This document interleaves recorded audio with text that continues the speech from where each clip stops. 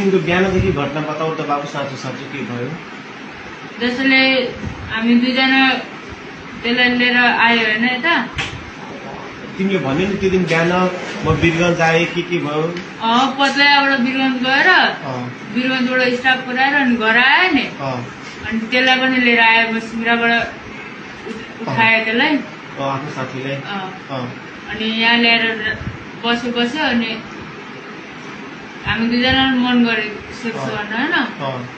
अनि के अरे हामी आयो यता, अनि त्यो बच्चाहरू खेलिरहेको रहेछ, हामी खेल्न गएको होइन, बच्चाहरू खेलिरहेको रहेछ। अनि त्यहाँबाट चक्लेटको लालच दिएर। कतिजना बच्चाहरू खेलिरहेको थियो?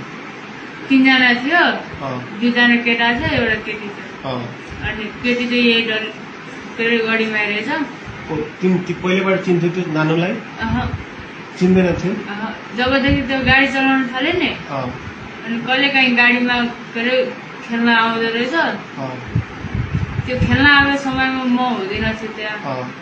अनि के अरे अस्ति चाहिँ भेटाएको थियो, अनि त्यसलाई नि गर्नु मन लाग्थ्यो।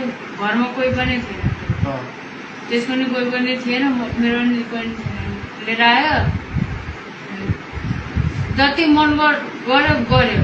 चक्लेट किन्यो अनि त्यो त्यहाँबाट भन के भयो? चक्लेट किनेपछि अनि त्यसलाई लिएर गयो। होइन, म एक्लै गएको थिएँ। अनि चक्लेट किनेर आएपछि के भयो? त्यहाँ गयो, बच्चाले खेलिरहेको थियो। बच्चाहरू खेलिरहेको थियो, त्यो प्रतीक पनि त्यही थियो। तिनीहरूले हेरिरहेको थियो। म चक्लेट किनेर आएँ, अनि चक्लेटको लालच दिएर लिएर गयो त्यसलाई। अनि दुईटा भाइहरूले के गर्यो? त्यो भाइहरूलाई त थोरै थर्काउनु बित्तिकै रुँदै घर पुगेछ। अनि के अरे चक्लेटको लालच दिएर गएपछि अनि हामी गयो त्यो घरमा। त्यो घर कसको घर थियो? खोइ त्यो कसको घर थाहा छैन। अनि के अरे हामी यताउता हेऱ्यो, मान्छे त छैन भनेर होइन, मान्छे थिएन।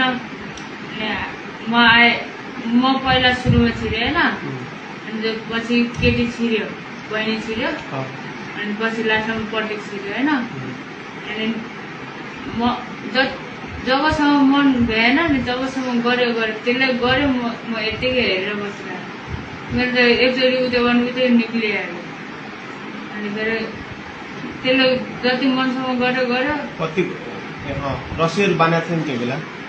त्यतिखेर नि यहाँ मात्रै बाँधेको थियो, मैले पक्रेर बसिरहेको थिएँ, त्यसले उयो गरेर बसिरहेको थिएँ होइन। गरेर थियो।